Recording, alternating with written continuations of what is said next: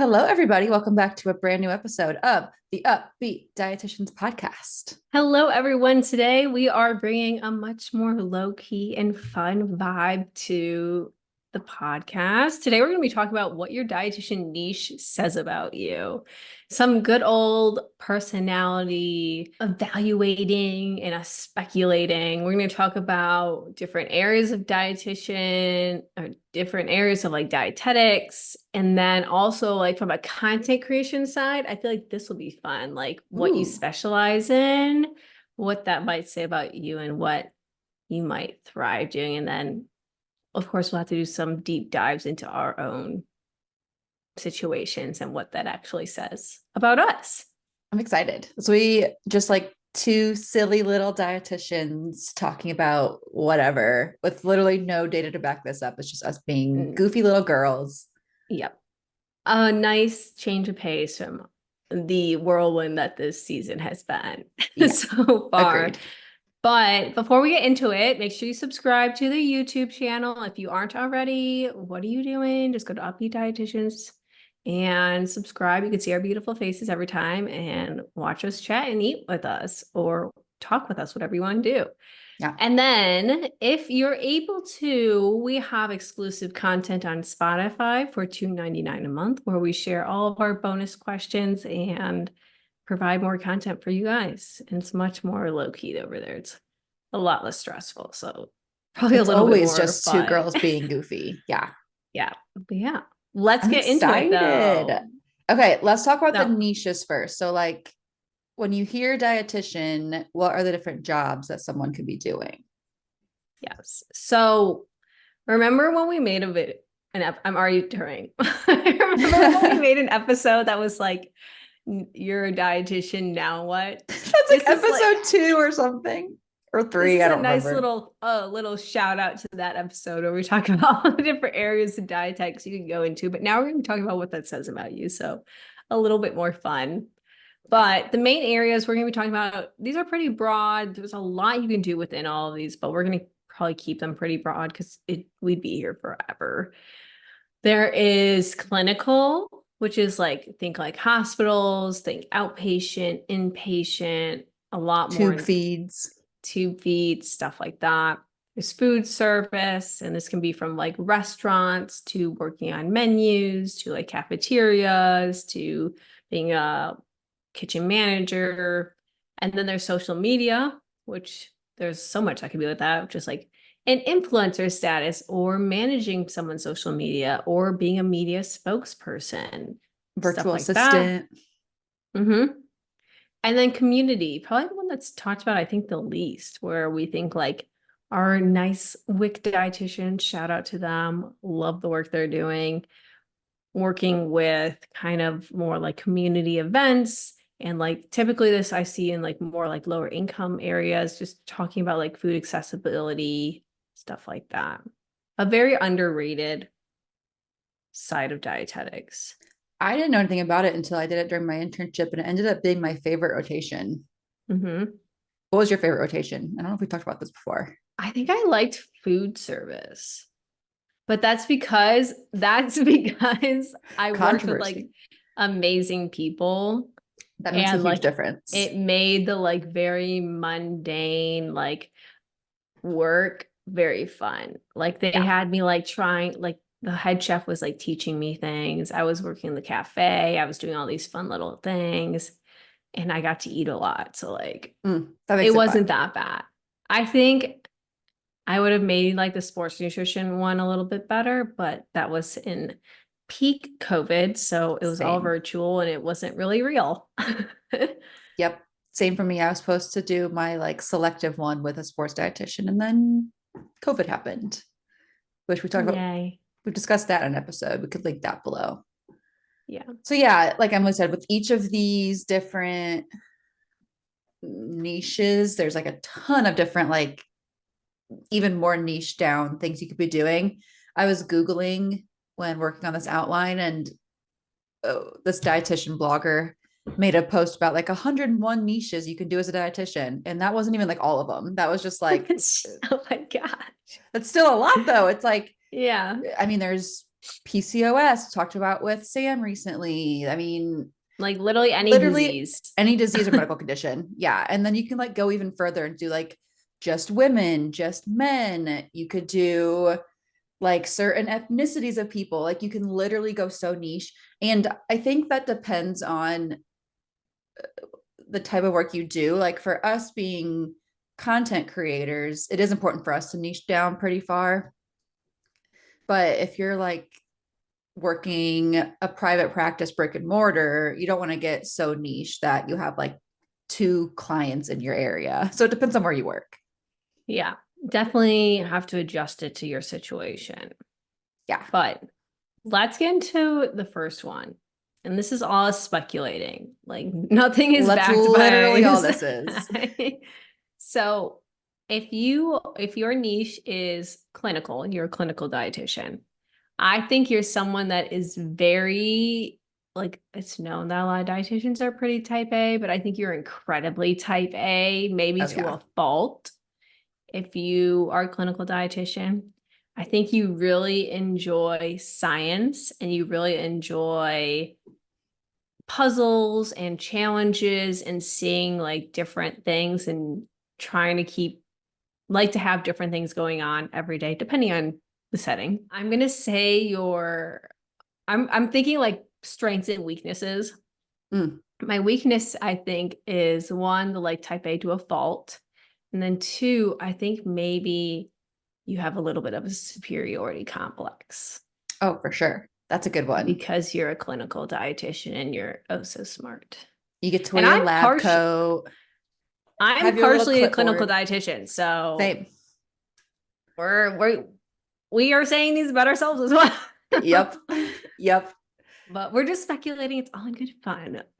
I think you also have to, you either get like really pissed off when someone calls you dietary, or you're like so chill that you're like, eh, whatever, I hear it every day kind of person, which I I'm one still of getting grumpy about it.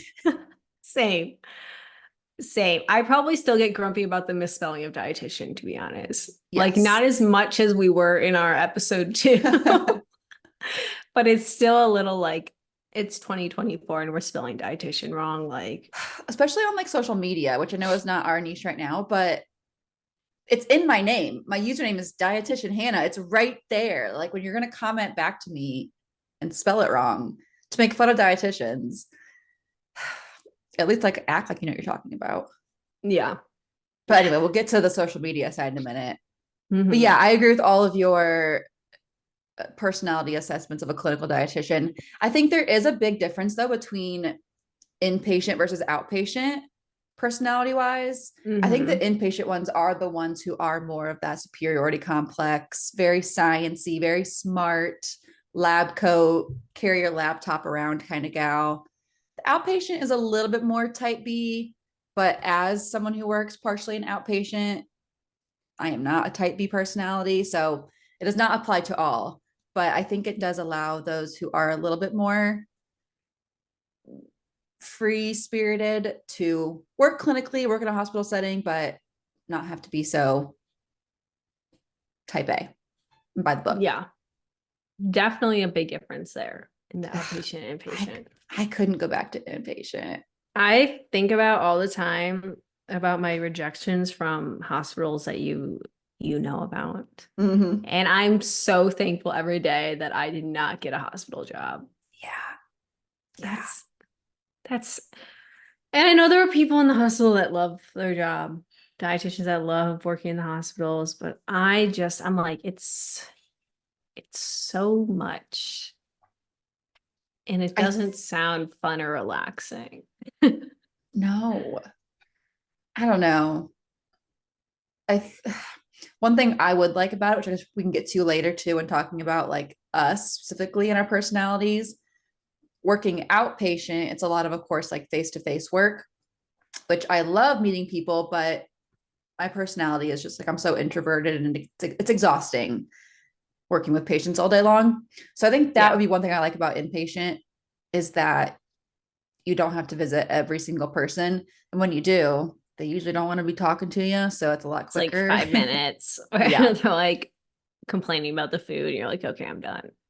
That's part of it too. I think personality wise, impatient, you have to be okay with rejection because you'll get a lot of Yeah. that. Most of them don't want to see you, unfortunately. Yeah. But also, like, I feel for them. Like, you're in a hospital, you're probably in Oh, I don't pain blame them in at all. some I'd be way. annoyed. I'd be like, don't talk to me about what I want to eat right now. Exactly. I'm just trying to survive. Yeah, exactly that. Okay. Should we go into food Well, service? let's go into food service.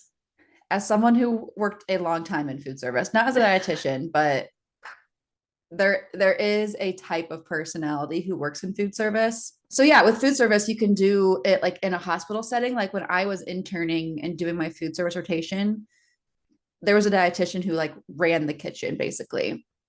And depending on the hospital and like that, how big it is, if it's like a community hospital or like a bigger one, the dietitian might play a role in like scheduling of the employees, ordering food. Sometimes though they have like a different person doing that. It's like that's their sole job is like that kind of thing. Or outside of a hospital, you could do like a school, and then like Emily mentioned too, like restaurants, that sort of thing. Yeah. But I think with food service, you are much more outgoing and like a people person than a clinical dietitian is because you're like talking to your coworkers all day, likely communicating with either like patients or customers. I think you really have to, I think it's a very different person than clinical. I don't think those two are anything alike. No, no. I also think food service, they're like naturally very creative people because Oh, oftentimes yeah. there's a lot of menu planning and people don't like repetition. So you really have to think of something original and fun and keep people on their toes. So I think that aspect, which is very like a little bit more like free. I'm like thinking freestyling. They're like freestyling the menu. Just like a little bit more like free spirited, not as like rigid, I see as like a clinical dietitian, like kind Well, you like of have to going the be pretty flow. because like Yeah. you're not going to get a shipment of your pineapples that day and you have to like figure out what to do instead, or one of the cooks is going to call off and you have to figure out how to fill their spot, so you have to be a lot more flexible than someone in clinical maybe has to on a day-to-day basis. Yeah. A lot more chill. Yeah, which I don't know if I had to pick one over the other. I don't know. I liked food service a lot, but I don't think I would like it from like managerial standpoint. I am, as we know, I am not a manager. I don't Yeah. like being direct and mean to people and making the rules. I'm a rule follower, not a rule maker. Hmm. So I think I have to choose clinical. I don't know. I What do think you I would think? choose, I see food service as more stressful than clinical Same. for some reason. I don't know why. What I feel like clinical, like when it's stressful, like a patient is not doing well and we have to do something. And typically the dietitians aren't involved. Maybe that's why it's not as stressful, where it's like We're not if like it's an doing, emergency, we are not in the front lines. yeah. But if there's a food service emergency, I feel like a lot of that probably weighs on the dietitian. So maybe it's just a reflection of not working well under pressure. Yeah. I think clinical is more like mind stress and food service is more like in the thick of it, like busting your butt all day kind of thing. But clinical is just like Yeah. your brain is working 24/7. Yeah. Different type of stressors. Should we do community and then social media and then like go into Yeah. the other parts of it? Yeah. Okay, so community, I mean, to give my own experience of that, because it can be very different. It can be like a WIC, it can be like for mine, I was doing a lot of it's called Veggie RX is the program of what they do where I live. But we basically give like farmers market vouchers to those who can't afford fresh fruits and veggies. And we would like host this farmers market. So it could be that kind of stuff. It could be going to community hospitals and doing work there, like running events and health fairs, that sort of thing. This person is very like down to earth, friendly, wants to like really connect with people and make a difference. They're the person who went into dietetics because they want to help people, which all of us do to a degree. But this person, like, Like genuinely is to their heart, They a very still want to be doing kind that. and nice person. Something I also think of, and maybe this is bad, but I think of how poorly paid community dietitians are. So that's why I also think like if Mm, you're a community dietitian, you love what you do, it's not just for the you money. not just for the money, or maybe it's like your first job. Maybe it's your first job and you couldn't get anything else. It's Yeah. one or the other. But this person's just so kind and genuinely there for the people. And I think there's also that creative aspect where it's like helping people like learn how to navigate nutrition with limited accessibilities to resources. Yeah, this person's really, really good at taking like all the smartsy dietitian stuff and like really bringing it down to the level that anyone can understand. That's like a gift, like being able to translate nutrition science into really easy to understand concepts and like make it Mhm. fun and engaging too with like cooking demos, presentations, that sort of thing. So this person's really good at they could also be probably like an elementary school teacher in another life if they weren't Oh doing yeah, this.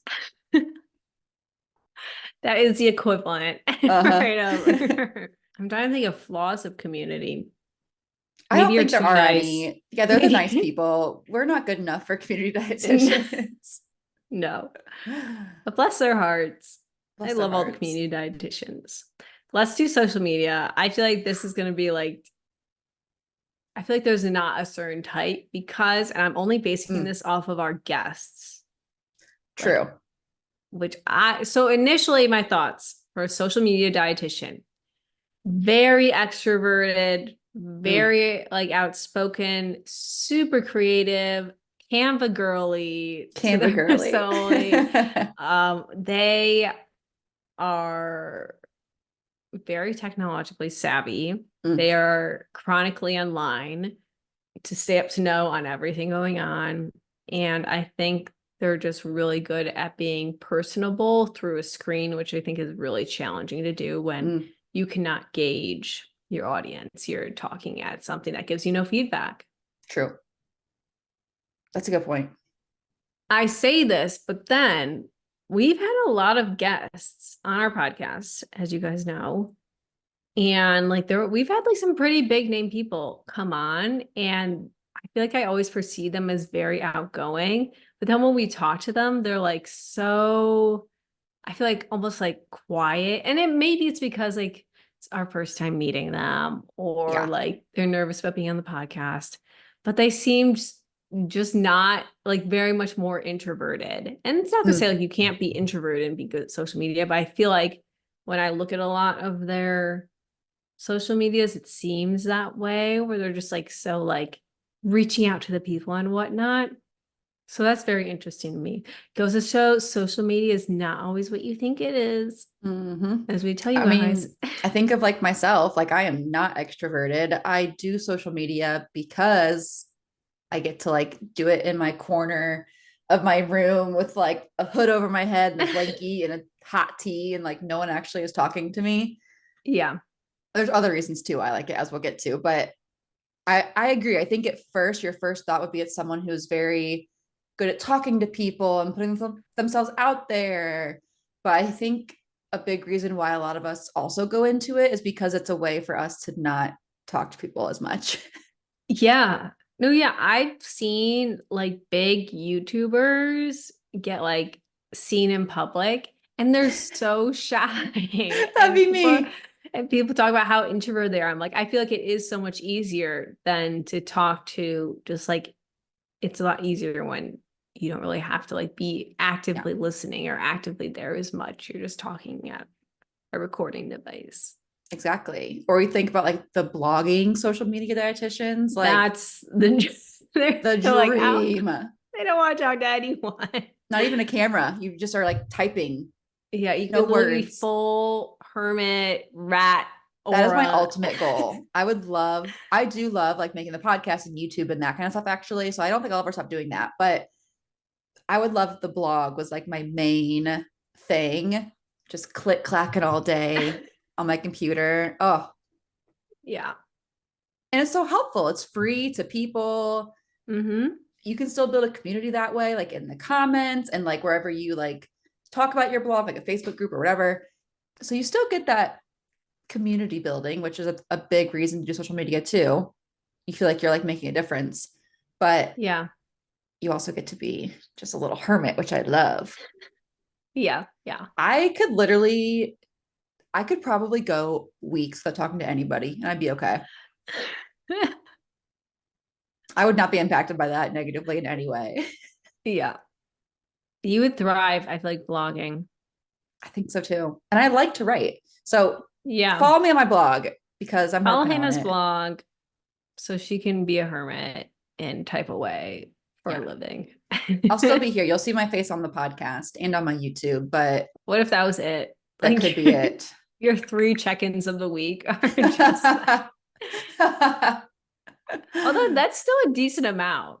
Yeah, I feel like because like on YouTube, people like maybe post like once a week. Like so 3 times a week is pretty generous for you already. you're welcome. Yeah, Let's go into the content styles. I'm really excited for this. me too. This is probably more social media focused, but like this is something that I just feel like there's so many different dietitians out there, and it says a lot about you based off of what your main form of content is.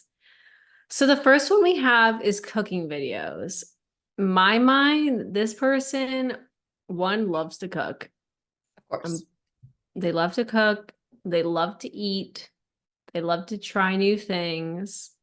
Not maybe not try new things, but they love to share what they enjoy with others.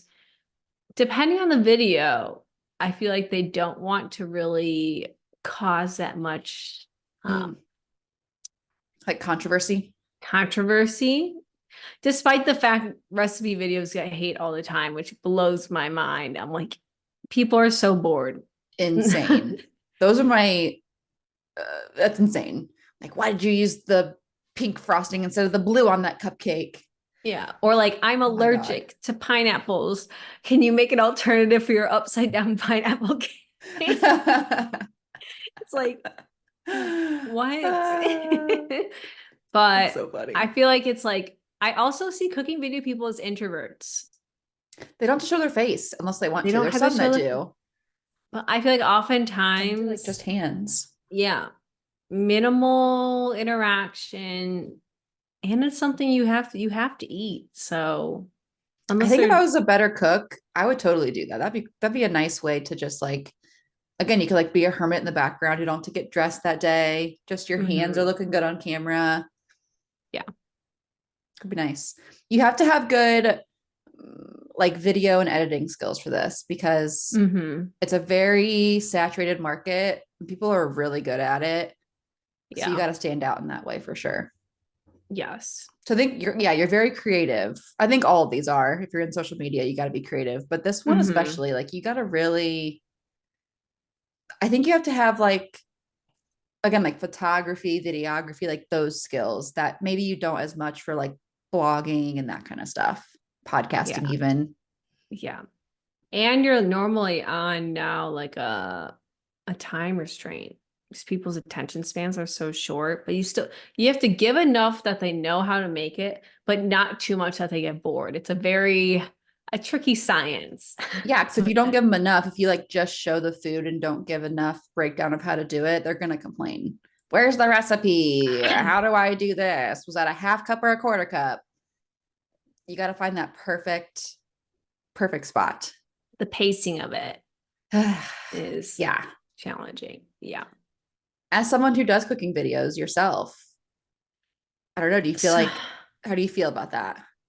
so I feel like I don't fit this because I don't really like cooking, which is a mistake on my part. I feel like it was like I was trying to learn, I was just trying new content Yeah. and it ended up doing like pretty decently for the time being.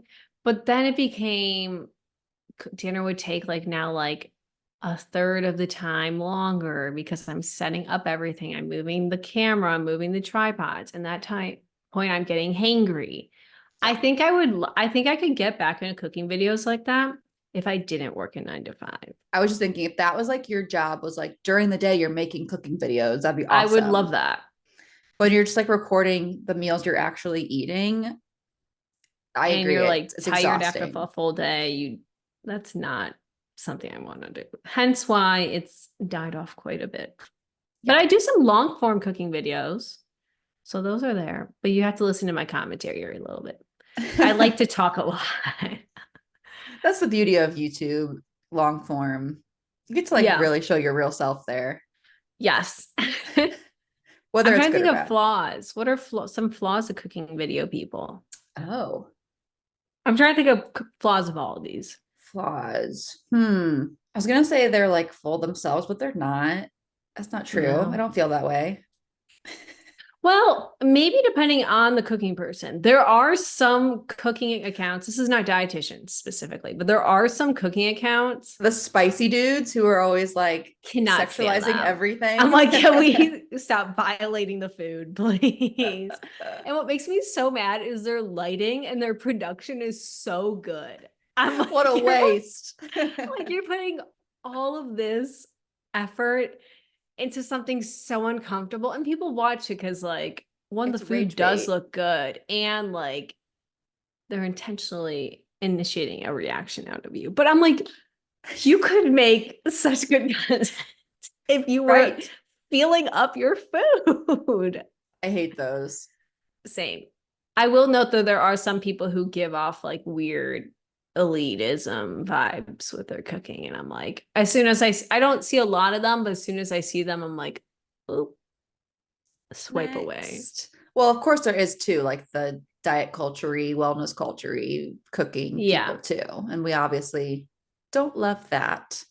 no. But from a dietitian side, I haven't really seen any cooking ones that I don't like their energy. No, I love following the cooking dietitians because they give me good ideas, things that I Mm-hmm. just don't think of. Mm-hmm. I don't know. I can't think of any other flaws. I can't, cooking video dietitians, they're the best. They're already They're the top two. They're they're so neutral. yeah. Like when it comes to social media, you have to have some sort of controversy, as we'll talk about probably with us more.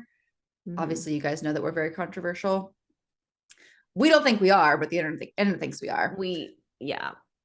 And cooking videos end up being controversial because the comments are stupid. But I feel like those are the people who are just trying not to be. They're just like here to share what they know and be like, okay, that take it or leave it. Yeah, exactly. Okay, I'm glad you included this next one. I would not have not thought of this as a niche, but it is. I love them. Okay, so the next one is dietitian humor. I guess this could probably go with the next one too, like memes, Mm-hmm. memes and humor. I love following these accounts and I love reposting dietitian memes. These people are so funny. Like these people are Talk probably about like the class creative. clowns. They're so creative. I love when they like make it kind of clinical. So it's like you have to be a dietitian and know it. I'm like, they're so smart. Uh-huh. And they're just so funny. Yeah. My brain doesn't work that way. I can't make memes. I'm not a meme person. No, no. I think I made one or two memes at the beginning of my Instagram career. And then I was like, all right, that's enough of that. We had our fun. As someone who Yeah. loves puns, I'm surprised I don't like making these, but I don't know. I'm not funny enough for that. I have a different kind of humor, I think. You have to have a very like majority of the people will like this type of humor My humor is to very be, niche. yeah. You would have a very specific set of people following your Yeah. meme page. Not that You that's have a to be bad thing, really but no. You have to be really good at like pop culture knowledge too, which I'm not the best another about that. chronically online Uh-huh. position. Memes also Sometimes, Canva girly, oh, probably. total Canva girly. Really all social media platforms too. Like just being good at Yeah. like finding the blank template and turning it into whatever you want. Like you have to know how to navigate just the internet in general to make a meme sometimes. Yeah. I love these people. I You want them as a friend. They're just like fun. They're Yeah. probably the extroverts, like you said, class clown. We are not these people, but I really like them. And I kind Yeah. of wish I was I one. I wish I was as funny as them because they're I know. so funny. But it's okay. Flaws. I feel like they know they're funny. Yeah, they're a little bit, they might need to be humbled. And like, know your worth, girl. Like, that's great. Yeah. Yeah. But they are the ones who definitely they could be put in their place sometimes. Yeah. Yeah. Let's do I our feel like next type. too, one Oh, last thing, sorry. I feel like they would also be someone who would get very upset if you didn't laugh at their joke, which I can relate to that. Mm. So their perception of how the day is going is based on if you think they're funny or not. So Oh, they're very easily impacted by what others think of them, a people pleaser potentially. potentially. I think of like Chandler Bing on Friends. Like he makes friends and like gets out of situations by being funny. Yeah. Yeah, that's how he Maybe copes. that's their flaws. One of their main personality traits is being funny, and they don't know what they are without. We're really deep diving into these Look at people who us are getting all therapy. just making all these silly little dietitian memes. I know if you guys listen to this and you are a meme content creator and you're like, that's not true of me at all, that's okay. Yeah, this is all speculation. Yeah, we're just literally making this shit up. Yeah. Okay, yeah, let's move on to the next one. Myth debunking dietitians. I feel like these are the people that go through the trenches the most because This they're is us, never, right? this is probably us. And these are the people that like are not afraid to shy away from some controversy. And most oftentimes, if you're myth debunking, you're saying someone is wrong, which just Mm. naturally creates a lot of conflict.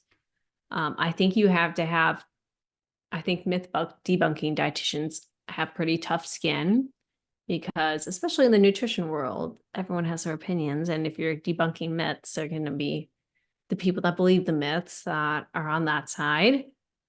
Um, I think a flaw, I'm going right into flaws of Do myth it. debunking is potentially being a little bit too scientific Mm, or forgetting that people don't have our background. And I'm not just saying this for us, but I think there's a lot of myth debunking dietitians out there. And I think sometimes things that we know aren't always communicated. Like we think it's like common sense, but it's not. that's So true. sometimes the point gets missed. I know we struggle with that. We've gotten better on the podcast, but we like assume that everyone just knows what we know. That's not the Mm-hmm. case. Yeah. Yeah, I sometimes wonder how I do fit into this content style and why I got into this. Tying it into the Enneagram right away. As an Enneagram 9 who hates conflict, and I want It's everyone to so like interesting me, to me that you're but I'm also someone, I'm kind of a smart ass, and I like want people to think of me as like a smart know-it-all too. So it's a very conflicting internal battle at all times. yeah. Like I want everyone to be happy, but also I want to fight you also. That's my Enneagram. It's my 8 wing coming out, I think. There we go. Yeah. It's very interesting. For you, I could totally see you being like in this realm. Like, you know what I you want to talk enjoy about. conflict. Yeah. I often seek it out. But that's what's so interesting to me is like you post so much myth debunking, and it's very much like you just want, but you also want everyone to be happy. I think I But know what it then it's is. like, I think it's like a sense of justice. Like, because I want the world to be right, I feel like by debunking terrible nutrition myths, that's my way of helping with that, by like helping others know what is right. yeah, And so the unfortunate side effect is that I'm going to make enemies along the way, which I don't love. I'm getting used to and coming to terms with it. But I think that's probably what it is actually, now that I think about it. It's like my way of eventually, hopefully, reducing conflict by debunking these myths. Does that make sense? I think so. That's Your like end my goal is everyone justice. being happy. Yeah. Yeah. Even though it's not But the going to happen people, because social media, but no. You're fighting the good fight. yeah. Hmm. I just realized that. Very interesting. A lot of self reflection happening as always. There we go. Oh man. Okay, the next one is skits. I definitely have dabbled in this. That's actually my very first viral video was a skit. Yeah. Oh my gosh. That's how Here's I like got throwback. a lot of my followers. Yeah. Which if you're one of those people from my very first skit, first of all, God bless you. Yeah. Thank you for hanging around because I am very different than I was back then. Skits, this person has, that acting, I don't want to say background because I obviously did not, but like that, I don't know. There's something in them that likes to like act and like be a different person. I think they're also very funny. They could go along probably really well with the mean people. I think Mhm. those two groups of people are very similar. That Venn diagram is a circle, as the kids say. I think, again, they're all creative, but this person has a different kind of creativity where they can like educate by like making up scenarios. I don't know. You have to be a very creative person to know how to like translate that, I think. I was gonna say, I feel like they're like a natural like storyteller. Like that's what Yes. their like strength is, like showcasing what they're trying to say, but like their way of doing it is like demonstrating Yeah. and Oh, yeah. explaining Agreed. it, I which think like they're, is a very creative, very different creative branch. I, I think it's a great way to learn is like by like watching something that's so engaging, it'll like make you remember it versus just like watching me on a video talking about like what amino acids are or whatever. Yeah. Like if you can like turn it into a skit, it's way more educational in a way that will hopefully stick. I think a flaw would be just like any actor, their flaw would be is that you never really know what you're gonna get. Like, are they really showing their true self or are they like Making up a are they character. doing a bit right now? Yeah. Yeah. Who are they? And I mean, from their own point of view too, they probably don't really know who they really are, like to their core. They have a hard time connecting with that person because they are always playing different people. So it's probably very challenging for them to know who that true dietitian is. Do some deep reflection Yeah. to who are they? This is such a silly episode. I love it. Everyone's all like, what are they talking about right now? Especially We're if just they're not a dietitian or like a student listening to this, they're gonna be like, what is this? Oh, this we're is the grasping at versatility straws. you get here. Yeah. Okay, our final content style, although there probably is so many more. I guess like even like YouTubers would be one too. Oh, we haven't even talked to you about YouTubers. Yeah, well, I'm gonna add them because they're definitely a big niche, and also we're included in that. Ooh, So we and could talk about ourselves. podcasters. Oh yeah. Oh my gosh. Hello, we're podcasters. Okay, let's actually go back to blogs first, though. So we've kind of already hinted, but I think this is me. Like, this is what my identity wants to be is the blogging dietitian. I think you're an Enneagram blog. That's your Yeah. we're creating different personality traits. This And person, this like, is who you are. this is me. This is me. Yeah, this is me. I could totally see myself doing this full time. So this person has sweatpants in every color. They only wear athleisure wear. They got so many coffee mugs. They definitely have like a water bottle they carry around everywhere all over their house. They've got like 4 liquids on their desk at all times, standing desk, the whole shebang. Like this person is a pro at working from home. And like I said earlier, this person could not talk to anyone in real life for weeks and be totally fine with it. I think that is their flaw is I was just going to say lack that. of social interaction might affect their concept of reality. Yeah. Yeah. But other than that, they're living their best life. A little socially awkward, but we love them. Yeah. Maybe struggles to talk to people. Yep. Got I say this from to make personal sure they're experience. hydrated because they might not be talking at all. Yeah. That's a thing too, is you can definitely get very into your work if you're a writer and just like forget to eat and drink. So you got to have a nice desk layout where you can have all your snacks and drinks right in front of you. Yes. Pro tip if you work from home. Yes. Let's talk about YouTubers because that's also us. I think, but somehow also polar opposite of blogs. Yes. I feel Somehow like we're both. because YouTube is like long form, so you can't do a like 1 minute video and call it a day. Mhm. You tend to have to hold people's attention for a little bit longer. I think YouTubers like to talk, which is You the have opposite of to, blogging.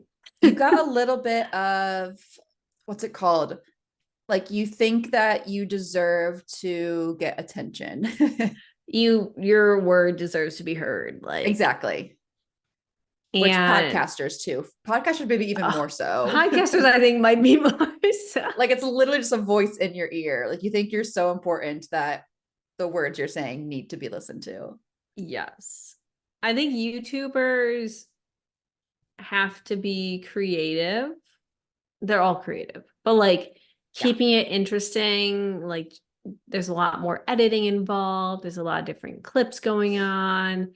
And once I just read something now, my thought process is gone. What was I saying? You Like need editing. editing takes a lot. We have to be a little bit more interesting there. Oh, saturation. The Mm. YouTube space is incredibly oversaturated. Not really with dietitians though. So go follow. Like I said, follow the podcast and follow both of us on YouTube. We're over there as well. But I feel like you really have to stick out on YouTube. Like if maybe imagine us starting a YouTube 10 years ago.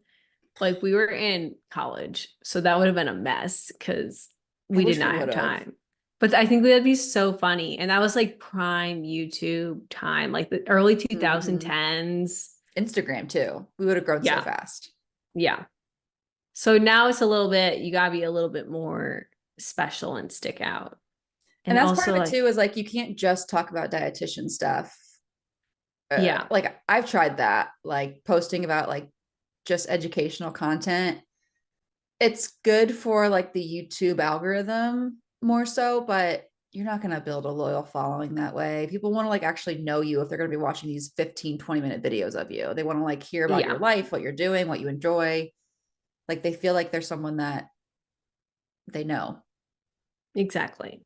You have to be more personable there, which is also challenging because you're talking at a recording device. Yeah. I feel like I've gotten better at that. I don't know about you, but I feel more confident. Just like kind of being silly and being myself on camera. But at first, it was so hard to not just be like, hello, welcome to my channel. I'm a dietitian. This is what we're going to learn today. Because Yeah. there's like no, like you said, there's no one there to like give you any feedback immediately while you're doing it. So it just feels so weird. You can't read anyone's faces. We're taught like Yeah. in like counseling, like how to gauge our audience, adjust like our education style based on what they're giving us. If they're like being quiet or being really engaged, what do we do to change that or keep it going? But we don't have that when you're recording to just like a little You're just lens. guessing like what people are saying.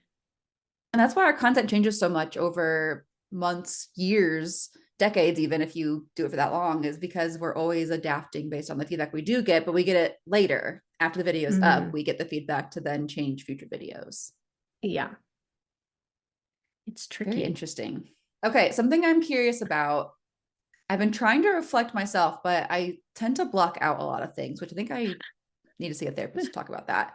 But I'm curious, like, do you feel like the things that you do now, slash, like your, I don't want to call it a dream job because we don't dream of working, but was gonna say. your ideal dietitian workday, do you feel like it lines up at all with things that you like to do when you were a kid?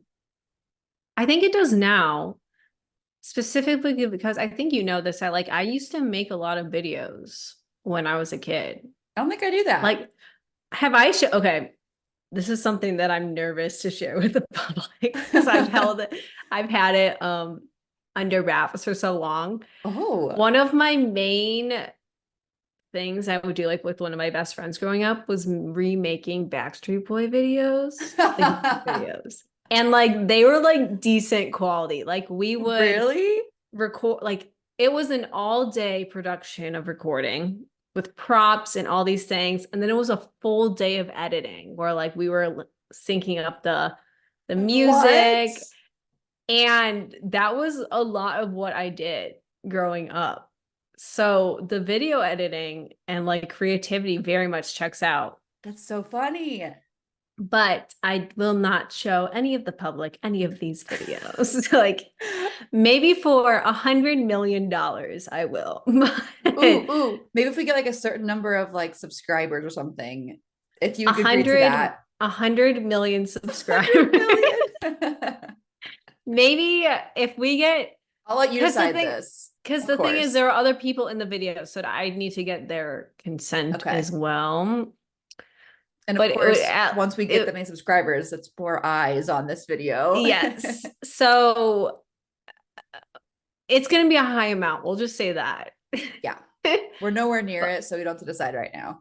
yeah, but that's what I did a lot. And then I did a lot of photography. So like, I I knew don't really that. do a Yeah. lot of photography now, but I think it translates videography, photography.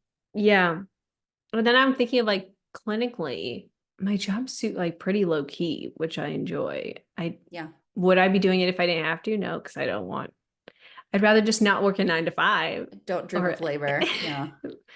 but it is much more relaxing than any of my dream sports nutrition jobs because I wanted to be a sports dietitian. Yep. We That's did so not bad. that's not relaxing at Just because we all. weren't considering like any of Work-life balance. that. Exactly. We were just thinking about like what do we want to be doing with our like job, which of course you're going to Yeah. college to like figure out what job you want to be doing. Yeah. So of course our brains were in that area, but we were not considering what the rest of our life would also look like and how our job might fit into that. Yes. Yeah. Which pro tip, if you're a student right now, consider what like you want your actual life to look like when Yeah. considering what job you want. Because you are more than what your job is. Exactly. There's a lot more to life than that. What about you? I don't know. I don't I know your childhood that well in I terms of jobs. yeah. What I'm thinking of right now is I used to love to write. I wrote books all the time as a kid. Oh my Books, God. meaning like little stories and stuff. Right. My dad, speaking of embarrassing moments, I'll try to find the picture he sent me so you can put it on the YouTube. I wrote this book, I think it was in like 5th grade. It was called The Snobs Next Door. Oh my God. Do And you I not like your drew, neighbors? no, I had fine neighbors. I don't know why I was like, Calling them snobs. I know. I don't think it was based on a true story. I think I wanted some drama in my life in 5th grade. I don't know. But anyway, I have like I created the cover. I illustrated the cover. So I'll try to find it and send it to you so we can put it on Facebook. It's so goofy. But I used Oh to my like God. write books all the time. I would, whenever we go on vacation, I would journal the entire time, like what we're doing today, which I think goes into like the YouTubing, like vlogging type stuff. Like that lines up really Mm-hmm. well. I love to like share mostly for myself too. I love to be able to look back because I don't have a great memory. I like to look back and like remember like, oh yeah, I was doing this. That's how I felt about it. Mm-hmm. I was never really artistic. I didn't do a lot of like drawing or like painting. My parents, I'm sure, like had me try that kind of stuff because all kids like dabble a little bit in like artwork, but I never really got into it. We did also do a lot of home videos, and I Mm. always really enjoyed that, whether it was like me recording stuff or like being on camera. So, same to that point, I loved to do video in some way. And my sister and I also used to do like our own dances to, we did like a lot of Hannah Montana Mm-hmm. dances. We never videoed it because I just like wasn't a thing at that time. Like there weren't like smartphones or anything, Mm-hmm. but the performance aspect was also there, which I think lines Yeah. up with the podcasting and YouTubing. Yeah. It's so interesting. They say that like what you do as a kid, like what you really like to do then lines up a lot with what you want to do as an adult. That checks out. We're all just healing our inner child. I know. I actually forgot that I wrote those books until just now we were talking about it. I feel like that is just more reason that I need to be doing blogging all the time. Yeah. Stay tuned, y'all. Stay Got tuned for my Hannah's blog. I've got my sights fixated on something. Mm-hmm. Okay, last thing. I mentioned my Enneagram and how it's a little bit confusing why I do what I do. Do you think that being an Enneagram 8 lines up with what you do? I don't think it does. Well, I don't know because like I feel like a lot of Enneagram 8 is like putting yourself out there, which like I guess I do with like YouTube and stuff Myth like that. busting too. Yeah, but I like honestly have really pulled back on the myth busting on social media just because Yeah. I'm sick of the trolls. I'm Mostly just do it like, here. yeah, I'm like, it's good to do it with you because I'm like, okay, we can talk about it together. We're a team. We're going against both of us. But when it's just like me, I'm like, oh. Sometimes I'll say things in YouTube videos, but I don't want to make that like the whole purpose of it. It's more of a like, not like Yeah. forcing my beliefs and forcing my beliefs on people like type Yeah. situation. Something a little bit more creative on that. But yeah, I think maybe it is in there because like YouTube is something that terrified me. Like the Mm. idea of recording, well, I guess just video in general. Like that was It's very so much. scary Yeah. to show up. But now it's like I can't stop talking. And I know I'm like actively trying to cut off my YouTube videos where I'm like, I'm talking too much. So maybe I eventually got there. It just took some time to like figure out what I wanted to do. Yeah. Very interesting. Wow. As always, we've done a lot of reflection. Tied it into childhood as we do. Yes. And it was fun. If you It guys are was in any fun. of these niches, let us know. Also, if you're a meme account, we love you. Yeah. Please tell us if you follow us because we probably think you're really funny. Yeah, we want to follow you back. Yeah. We love memes. All right, guys. Cool. Well, we are keeping the speculation train going in the bonus questions today. We're going to talk about what our phone alarm says about us. So, continuing to just judge each other and other people based on what phone alarm they use. It's going to be great. If you want to listen, go subscribe on Spotify. Hope to Yeah. see you there. All right. Thanks for listening, guys. We'll see you next week. Bye. Bye.